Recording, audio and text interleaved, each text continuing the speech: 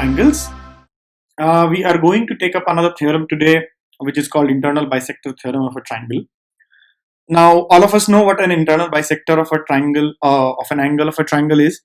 So, in this figure, if you see, there is ABC, which is a triangle. ABC is a triangle, and AD happens to be the internal bisector of angle BAC, or at angle A.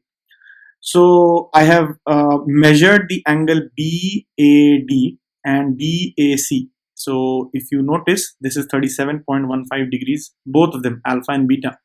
So alpha is BAD and beta is DAC. These two angles are equal. Hence, AD is an internal bisector. Now the theorem says whenever there is an internal bisector AD,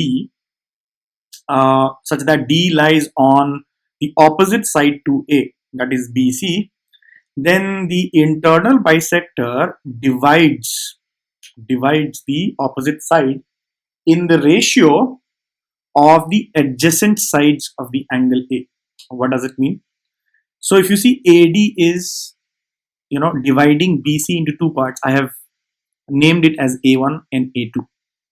Now the theorem says that A1 upon A2, this ratio will be equal to AB, that is C, divided by AC, that is B.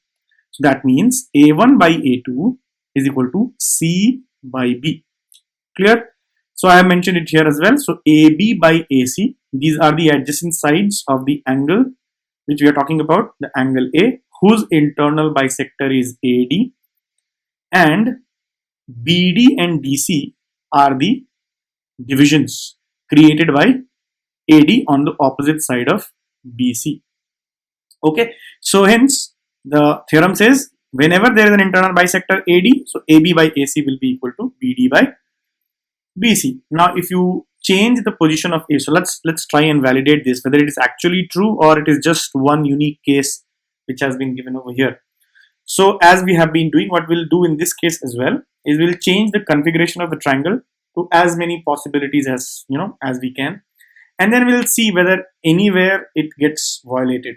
Okay, so I have calculated A1 by A2 on one side, C by B on the other side, and both in this case you can see the measures of the sides. So A1 is 2.71 units, A2 is 5.29 units, C is 4.12 units, and B is 8.06 unit in this particular configuration, and both the ratios are same. You can see that.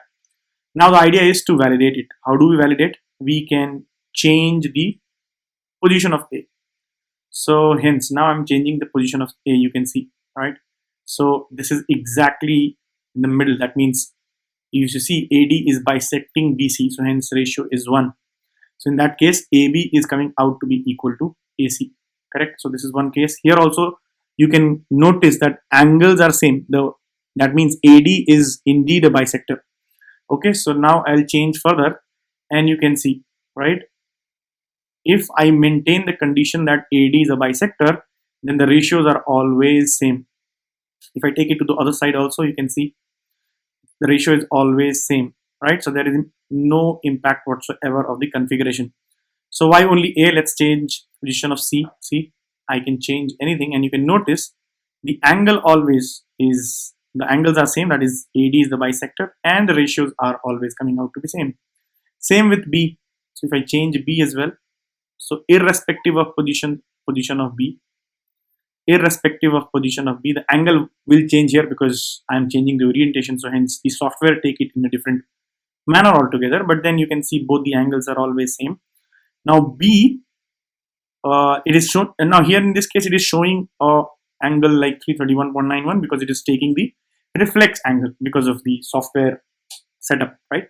But nevertheless the angles are same, and in any configuration we'll see that whenever AD is a bisector of whichever side or whichever format or whichever configuration, the ratio is always the same. So hence, though we could validate it for a large number of cases, but geometry or in mathematics, we don't really rely on such demonstrations only.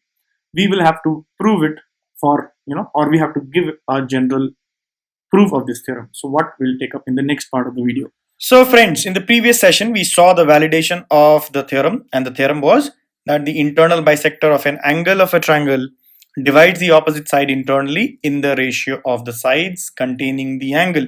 And in this part we are going to prove this theorem, okay, so that it should not be dependent on only one set of configurations of the triangle, right? So it should be valid for any type of triangle, any configuration you can take, or any angle within the triangle you can take. So let's try and prove this theorem, right? So theorem has been written on the screen. Now we have done some construction, but before that, as a custom, we will write the given part of the theorem. So what is given? So we have been given that AD is the bisector of angle BAC in the given figure, correct? And D lies on what? BC. And what I have done is I have mentioned the names. For example, I have mentioned BD as A1 and DC as A2, A1, A2, okay? And C is this side BA and B is this side AC, right? Then I have done some construction as well. So what is the construction? And you will see why this construction was needed.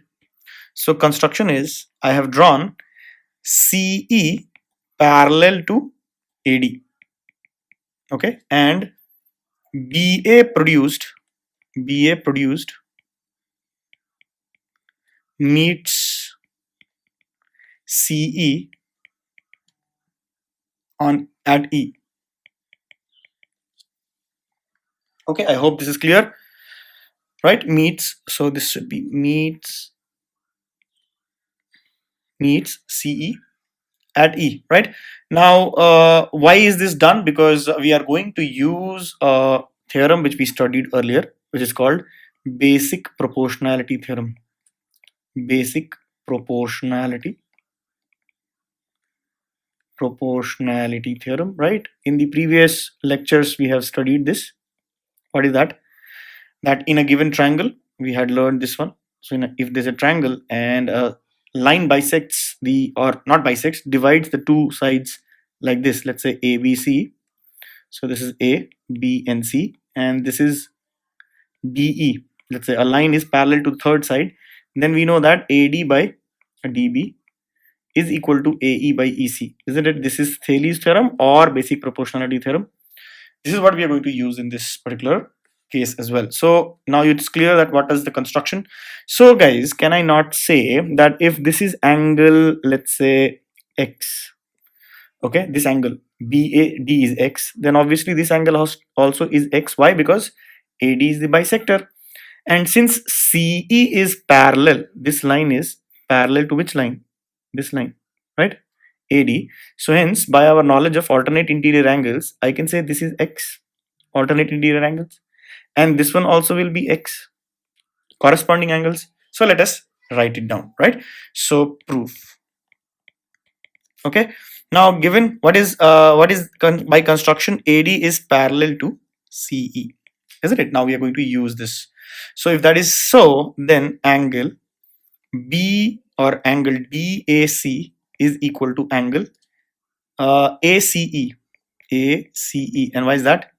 Both are equal to X, and this is alternate interior angles, isn't it? Similarly, angle BAD, bad it is, isn't it? Angle BAD is equal to angle AEC. Nothing is bad, everything is good. AEC is X, right? And why is this? Again, corresponding angles. You might have studied about this in lines and angles chapter in grade 9, right? So BAD is AEC is equal to X. Now if you notice, so I have mentioned X and X in the diagram as well. So let's now see here. So in triangle, so if you look at triangle ACE, what happens? Angle ACE is equal to angle, oh, now it's so nice, it becomes ACE, angle ACE is equal to angle AEC, and both are equal to X, isn't it? We just proved it. That means what? Triangle ACE becomes an isosceles triangle. That means triangle ACE is an isosceles triangle. What does an isosceles triangle mean? So isosceles triangle, you know, if the opposite angles are equal, the triangle becomes isosceles, and hence what does this mean? It means that AE will be equal to AC. Correct? AE is equal to AC. Now if you see, since AD is parallel to CE. Parallel? Yes or no? AD is parallel to C. That means what? We can apply Thales theorem. So in triangle BEC, could you identify BEC? Identify BEC in the diagram. So in triangle BEC, what can we say? By BPT, or basic proportionality theorem. I'm just writing the short form. By BPT, we can say, you know, what can we say? Because AD is parallel to CE, so we can say BD upon DC is equal to BA upon AE, isn't it? So this particular theorem is in in application here. I hope this is understood. Only the configuration is a little different.